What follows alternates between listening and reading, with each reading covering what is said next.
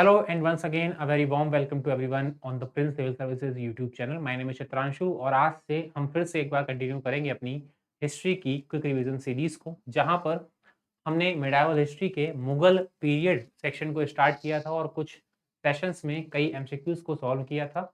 इसी को कंटिन्यू करते हुए आज हम मुगल पीरियड के एक और सेशन के साथ आपके सामने हाजिर हैं, जहां पर हम कुछ और नए यूपीएससी स्तर के प्रश्नों को सॉल्व करने का प्रयास करेंगे। चलिए बिना किसी देरी के अपने वीडियो को शुरू करते हैं। सबसे पहला प्रश्न आपसे शेर शाह के बारे में पूछा गया है, जहां पर कहा गया है शेर शाह के प्रशासन के विषय में निम्नलिखित कथनों पर आपको विचार करना है। आपको पता होना चाहिए कि मुगल साम्राज्य में बाबर और हुमायूं के पश्चात एक समय के लिए भारत में मुगल सत्ता को उखाड़ फेंका था शेरशाह ने, और यहाँ पर सूर साम्राज्य की, अफगान साम्राज्य की स्थापना दिल्ली में की थी। शेरशाह का शासनकाल अगर हम कहें तो 1540 में जब वो चौसा का युद्ध जीत जाता है, इसके बाद ही शुरू होता है और 1555 तक उसका शासन दिल्ली पर काबिज रहता है। हालांकि उसकी मृत्यु बीच में हो जाती है और उसके उत्तराधिकारी, उसके पुत्र भी इसको कंटिन्यू करते हैं, और बाद में हुमायूं जो है वापस एक बार दिल्ली पर अधिकार करने में सफल रहता है और उसके बाद अकबर का शासन शुरू होता है। ये चीजें आपको पता होंगी। तो उन्हीं शेर शाह के बारे में प्रश्न आपसे पूछा गया है। शेर शाह मुख्य रूप से अपने कुशल प्रशासन के लिए जाना जाता है, क्योंकि आगे चल करके अकबर जैसा महत्वपूर्ण शासक भी आगे चल करके शेर शाह के प्रशासन को अपनाता है अपने शासन में। तो यहाँ पर उसी संबंधित ये प्रश्न है, जिसमें 2 स्टेटमेंट आपको दिए गए हैं।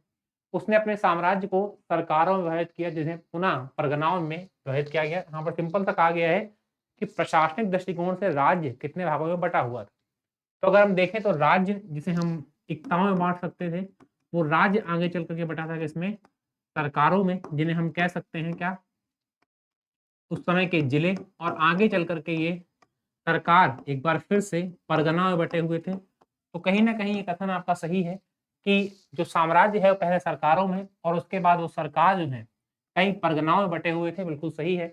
यहाँ पर बिना किसी अन्य कर्मचारी की सहायता से शेरशाह सरकारों और परगनाओं पर सीधे प्रशासन करता था। देखिए, ये बात तो सच है कि मध्यकाल में निरंकुश शासन व्यवस्था थी, लेकिन अगर हम बात करें इन निचले स्तर के प्रशासनिक कार्यों को, फॉर एग्जाम्पल जिलों की बात कर ली जाए या परगनों की बात कर ली जाए, तो वहां पर शेरशाह सीधे प्रशासन नहीं करता था, बल्कि मध्य स्तर के कई अधिकारी होते थे। जैसे कि अगर आपने कभी पढ़ा हो तो मुगल काल के बीच में एक नाम आता है शिकदार का।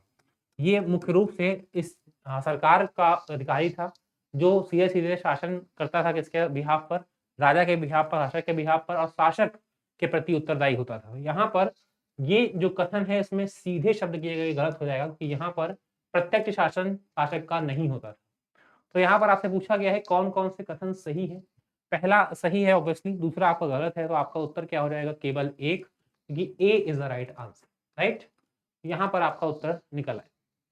अगला प्रश्न देखते हैं, और ये प्रश्न आपको बहादुर शाह फर्स्ट के बारे में पूछा गया है। बहादुर शाह फर्स्ट अगर हम बात करें, 1707 एक अहम वर्ष है भारतीय इतिहास में, क्योंकि यहीं से कहीं न कहीं माना जाता है कि मध्यकालीन भारत का समय खत्म होता है, आधुनिक भारत का समय शुरू होता है।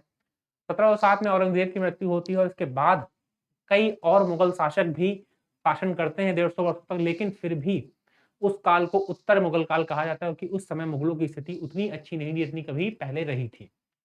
औरंगज़ेब की मृत्यु के पश्चात उसके 3 बेटे थे। मुअज़्ज़म सबसे बड़ा बेटा, जो आगे चल के बहादुर शाह फर्स्ट बना, आज़म और एक और बेटा था। तीनों के बीच युद्ध होता है उत्तराधिकार को लेकर के, और उसमें उनके बड़े बेटे बहादुर शाह फर्स्ट या फिर मुअज़्ज़म जिसे कहा गया, ये सक्सेसफुल रहता है, और इसके बाद ही कह सकते हैं कि यही आगे चल कर के बहादुर शाह फर्स्ट के नाम से शासन करता है। तो इस मुअज़्ज़म के बारे में प्रश्न आपसे पूछा गया है। पहला स्टेटमेंट आपसे कह रहा है वह औरंगज़ेब का उत्तराधिकारी था, बिल्कुल सही है, उसका बड़ा बेटा था। नंबर 2 में कह रहा है तख्त के लिए उसने अपने भाइयों से लड़ाई करनी पड़ी, बिल्कुल सही है ये भी बात यहाँ पर, क्योंकि उसके भाई, आप बात करें आज़म की, तो यहाँ पर उसको उससे युद्ध करना पड़ा था। उसने अपने पूर्ववर्ती की अनेक नीतियों को उलट दिया। पूर्ववर्ती मतलब ठीक पहले वाली की बात हो रही है। उसके ठीक पहले इनके फादर औरंगज़ेब थे, और कहीं न कहीं ये बात सच है, क्योंकि औरंगज़ेब की जो नीतियाँ थी काफ़ी कट्टर थी। ऑन द अदर हैंड जो बहादुर शाह फर्स्ट है, जो मुअज़्ज़म है उसका बड़ा बेटा, जब वो शासन करता है तो उसने कहीं न कहीं उन कट्टर नीतियों को त्याग दिया और एक बार फिर से लिबरल पॉलिसीज़ को अपनाया। तो ये कथन भी आपका सही है। उसने कुछ मंदिरों का ध्वंस करने का आदेश दिया। यहाँ पर चूँकि अगर हम देखें थोड़ा-सा अच्छे से, तो यहाँ पर मालूम चलेगा कि बहादुर शाह फर्स्ट जो है किसी प्रकार का कट्टर शासक नहीं था, और वो चाहे वो हिंदू धर्म की बात कर ली जाए, चाहे वो आप सिख धर्म की बात कर लिया या फिर आप ईसाई धर्म की बात कर लें, सभी को लेकर लिबरल था और ऐसा कोई आदेश उसने पारित नहीं किया था। तो ऐसे में ये स्टेटमेंट आपका सही नहीं है। 4 में से 3 आपके सही हैं, पहला, दूसरा, तीसरा। देख लेते हैं कौन सा सही उत्तर होगा आपका। सही उत्तर होगा आपका केवल ए, 1, 2 and 3। So A is the right answer, right. यहाँ पर ए आपका करेक्ट आंसर हो जाएगा। चलिए अगला क्वेश्चन देखते हैं। अगला क्वेश्चन आपसे तानसेन के बारे में पूछा गया है। मियां तानसेन, आपको पता होगा कि मुगल सम्राट अकबर जो है उनके दरबार के नवरत्नों में शामिल थे और बहुत अच्छे गायक थे और उन्होंने ध्रुपद गायन की रचना की थी। यहाँ पर मियां तानसेन के संदर्भ में निम्नलिखित में से कौन सा कथन सही नहीं है, मतलब कोई एक कथन इनमें से सही नहीं दिया गया है, वही आपको छांटना है। पहला स्टेटमेंट आपसे कह रहा है सम्राट अकबर द्वारा इन्हें दी गई उपाधि तानसेन थी।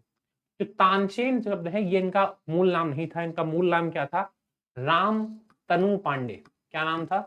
राम तनु पांडे। तो तानसेन एक तरह की इनकी उपाधि थी और ये उपाधि इनको अकबर ने नहीं दी थी, बल्कि किसने दी थी?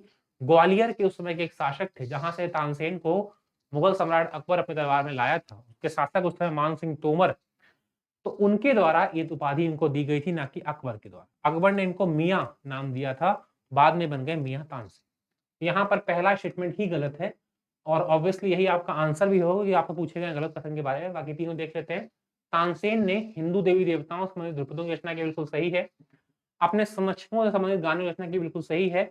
अनेक रागों की रचना की, बिल्कुल सही है। तो यहाँ पर तीनों सही स्टेटमेंट दिए गए हैं, केवल आपका पहला स्टेटमेंट गलत है और यही आपका आंसर होगा। सो आंसर आपका क्या हो जाएगा इस क्वेश्चन का?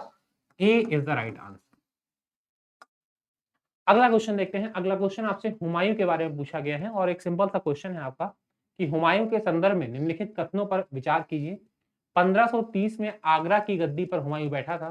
कहीं ना कहीं ये बात सही है। 1530 में बाबर की मृत्यु हो जाती है। 1530 में हुमायूं उस समय आगरा में था और वहीं से शासन करना शुरू करता है। बाद में दिल्ली पर भी शासन करता है, अधिकार नहीं। तो ऐसे में हुमायूं के वजह में कथन आपका सही है। नंबर 2 आपसे कह रहा है पूर्वी भारत का प्रवेश द्वार कहे जाने वाले चुनार दुर्ग पर गहरा समय उसका सामना शेर खां से हुआ। शेर खां वही शेर शाह सूरी की बात हो रही है। चुनार का दुर्ग आपके आज के पूर्वी बिहार में स्थित है, दक्षिणी बिहार में। और इसको माना जाता है उस समय कि ये पूर्वी भारत मतलब बंगाल का प्रवेश द्वार है। तो ऐसे में जो पहला अहम युद्ध होता है शेरशाह और हुमायूं के बीच में, तो वहां पर इसका मुकाबला चुनार के दुर्ग में आक्रमण करते समय शेरशाह से पहली बार होता है। इसके बाद कन्नौज का युद्ध होता है, उसके बाद चौसा का युद्ध होता है और फाइनली शेरशाह हुमायूं को हरा देता है और हुमायूं को देश छोड़कर बाहर निकलना पड़ता है। तो यहाँ पर ये कथन भी आपका बिल्कुल सही दिया गया है चुनार दुर्ग के बारे में। दोनों स्टेटमेंट आपके सही हैं, इसलिए आपका आंसर क्या हो जाएगा? 1 और 2 दोनों। C is the correct answer, right. तो सी आपका यहाँ पर सही उत्तर हो जाएगा। अगला क्वेश्चन देखते हैं। हुमायूं के संदर्भ में एक और क्वेश्चन है और यहाँ पर 4 कथन दिए गए हैं आपको फिर से, और इन चारों में से कोई एक कथन है जो सही नहीं है। उसी गलत कथन को आपको छांटना है इस क्वेश्चन में। पहला स्टेटमेंट कह रहा है कन्नौज की हार के बाद इसे ईरान के शाह के दरबार में शरण मिली। कन्नौज का युद्ध मैंने आपको बताया 1540 में हुआ था फाइनली, और उसके बाद 39 में और फिर चौसा का युद्ध होता है और इन दोनों युद्धों में हारने के पश्चात कहीं ना कहीं हुमायूं जो है वो भागता है भारत छोड़ करके। पहले वो कामरान के पास जाता है अपने छोटे भाई के पास, लेकिन वहां भी उसको सहायता नहीं मिलती लाहौर में। उसके बाद वो आगे निकल करके ईरान के शाह के पास जाता है, जो उसे एक सेना प्रदान करता है। उसके बाद ही वो वापस से भारत जीतने में सफल होता है। 1555 में दिल्ली पर फिर से अधिकार कर लिया। दोनों स्टेटमेंट आपके सही है फिलहाल। इसकी मृत्यु पुस्तकालय की सीढ़ी से गिरने से हुई, बिल्कुल सही यहाँ पर है। यहाँ पर इसकी मृत्यु होती है वो भी पुस्तकालय सीढ़ी गिरने से होती है।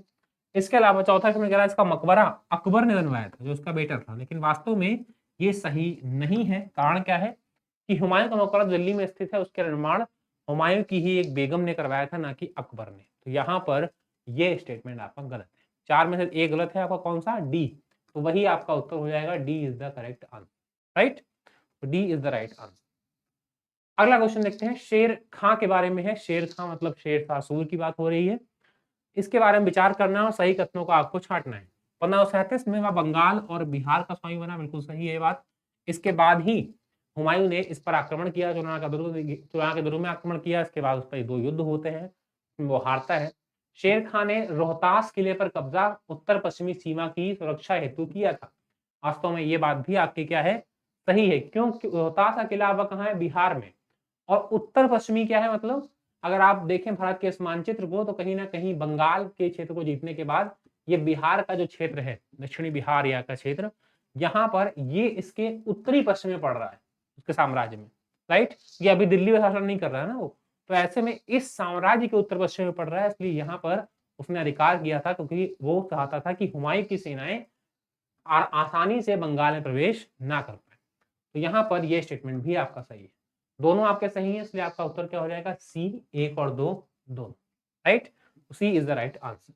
तो ये था आपके आज के सेशन का लास्ट क्वेश्चन।